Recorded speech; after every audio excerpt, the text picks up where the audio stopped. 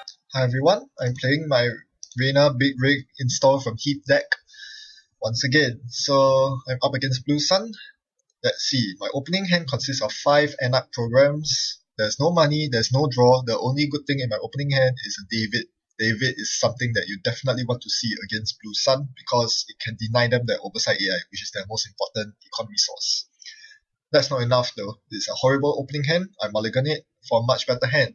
I have long-term economy in KT Jones, which is very welcome, especially if he's playing the tag and back variant, so that I can keep a flow on him on credits.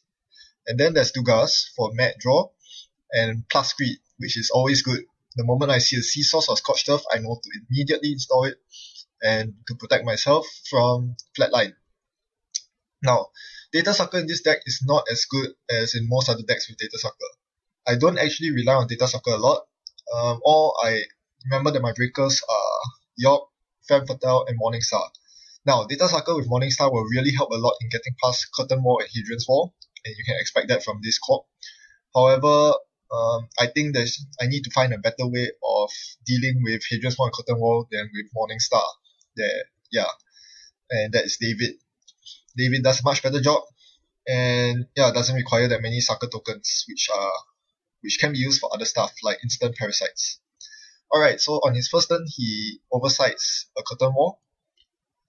This is a very dangerous play against Anarchs.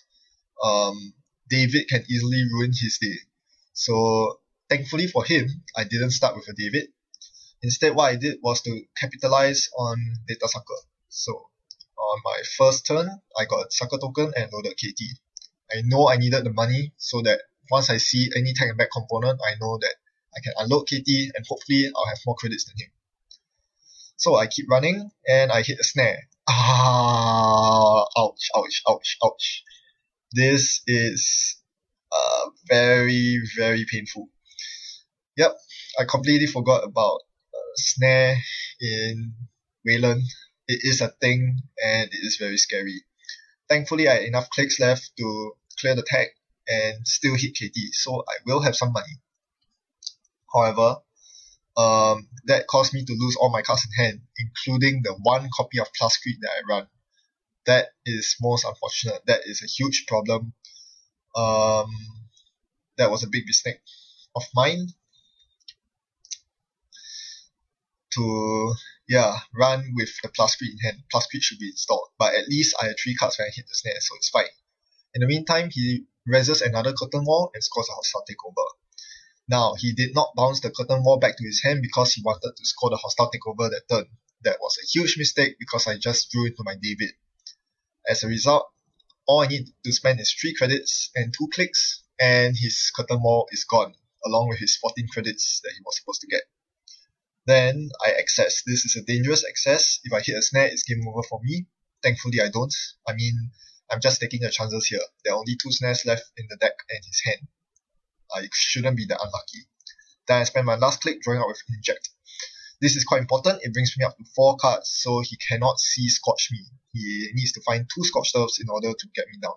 So from this point on, I make a very conscious effort to end my turn always with at least 4 cards. Either that, or make sure that I don't run if I'm going to end with less than 4 cards. Now, the snare also took away my Dugas, which is very painful. I'll end up drawing a lot over the course of this game. Alright, he threatens a score, and I know I can't really contest that. So, I draw a couple of cards. I run to force him to res the ice, and he sure does. It's an Archer. Well, that escalated quickly. Now, Archer is a nasty piece of ice, but I'm actually okay with it. All I got was trashing my 2 disposable programs, one of which was useless, the David that ran dry, and all it did was end the run, basically. And the best thing about Archer is that it saps 1 agenda point from him, so he's not at match point yet. This is actually very good. I mean, even though he scores the cleaners, which is not something I want to see, at least I'm completely denying his hostile takeover, so he has to find another one in the meantime. Now, because he's on 7 credits now, I make a gamble by retrieval running on his archives, hoping that the ice on the archives is too big for him to res or is completely porous. Turns out it's one of them because he let me through, and as a result, I am able to retrieve something. It was very, very tempting to bring out the Morningstar. But the more I thought about it, the more I realized that Morningstar was going to be useless in this matchup, simply because he's Blue Sun and he runs big, nasty barriers that Morningstar cannot match up to. Plus, my data sucker's gone already. So I made the choice to go for the temporary breaker in David, which is pretty good against Blue Sun. So it's still a good option for me. Now, I continue drawing up and discarding more programs. In particular, the Atman just hit my heat, and that should be very important because seeing the Atman was very crucial. It was my only ticket to get through Lotus Field, which is sitting on HQ. Without Atman, I have no shot at breaking through a Lotus Field. So yes, seeing the Atman was very good for me. Now all I need is a clone chip to bring it out, but I cannot find my clone chip for the life of me. And the more time I take to find my combo pieces, the worse it is, because he can continue scoring behind the archer. Now, he's not completely safe. He knows that because I have a David on the table, I can easily break through archer as and when I see fit. So yes, it's not a safe scoring remote from him. For him, it's not a safe scoring remote. That's the only thing that's keeping me in this game. The David that's on the table is a latent threat. Now, you notice he's not very rich. Because I denied his curtain wall earlier, he now finds himself grappling with his economy. He still has 10 credits, but that is no match for me. I have less credits than him, but I'm not running, and I'm loading up my KT Jones. I'm getting 3 credits per click every turn. KT is very, very loaded at this point, and yep, he's going to have a very hard time contesting me once I take all my credits off KT. He needs to find another oversight AI and hope that I don't break through it with David. So yes, David is a huge nightmare for Blue Sun. Alright, I finally unload my KT Jones and I make a stim hack run through his HQ with Imp installed. My goal here is to destroy his combo piece, Sea Sauce or Scorched Earth. He does not rest out the ice, so I bring out the Atman 4, which is, as I said, my only solution to Lotus Field. And breaking through, for free with the Bad Pup and the Stim Hack credits, I access the Cleaners and liberate 3 agenda points. Now here I made a miscalculation. I thought that I could draw up into safety range after this turn. I was wrong. Because he has got the Cleaners, Sea Scorch would do 5 damage to me. Thankfully, he is nowhere near Sea Sauce range because of KT Jones that I have laboriously ticked off the past 6 turns.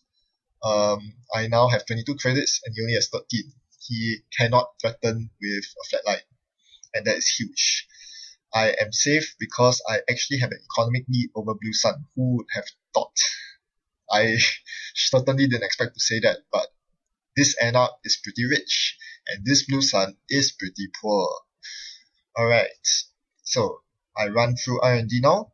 I'm basically going to force him to rest his ice, placing pressure on all his servers, and making the full use of my ID ability. Now, I hit a Grim, and I break through with David, and I encounter a Changeling. Alright, he can have that. Also notice that earlier I broke through a Caduceus pretty easily. His Caduceus mean nothing to me. Caduceus mean nothing to me, even though I don't really have a solution for 3 strength sentries.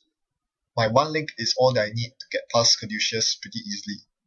So yes, link is very important in this metagame. Alright. Yes, the 1 link is a huge reason why I chose to play Reina instead of Wizard, which is usually better, especially against Near Earth Hub. Anyway, he continues fortifying R&D. So, I divert my attention back to HQ. Again, he doesn't rest the ice. I run through for free with the Bad Pup. Let's see what I see.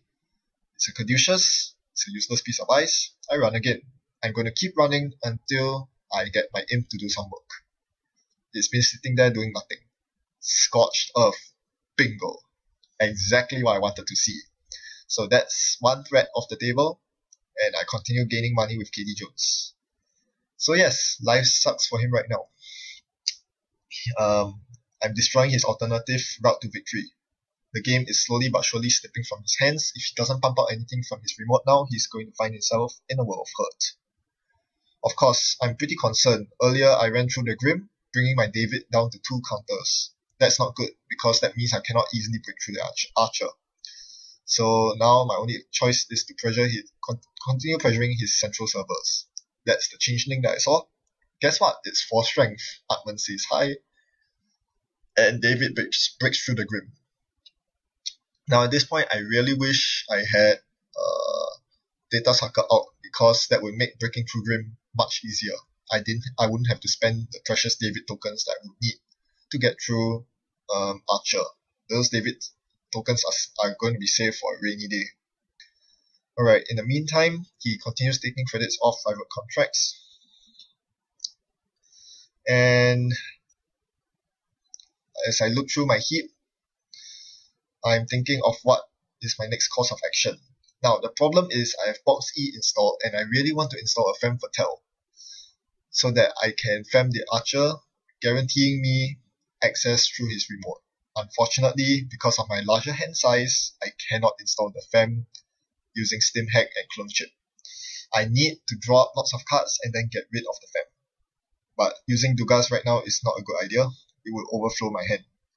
So I just manually draw some more, and I see a Queen's Gambit. There's an upgrade there. I'll use it. Then I trash the Fem. So finally, the Fem's in my heap. I can retrieve it whenever I need. So yes, the Fem is the most important program here I'm looking for, because it gives me a way to deal with sentries, and more importantly, allows me to Fem the archer. Usually, Fem tokens are useless against Blue Sun, but he does not want to bounce an archer back to his hand, because he won't be able to res it again. Remember? If he wants to res it again, he needs to use up a hostile takeover or an oversight AI.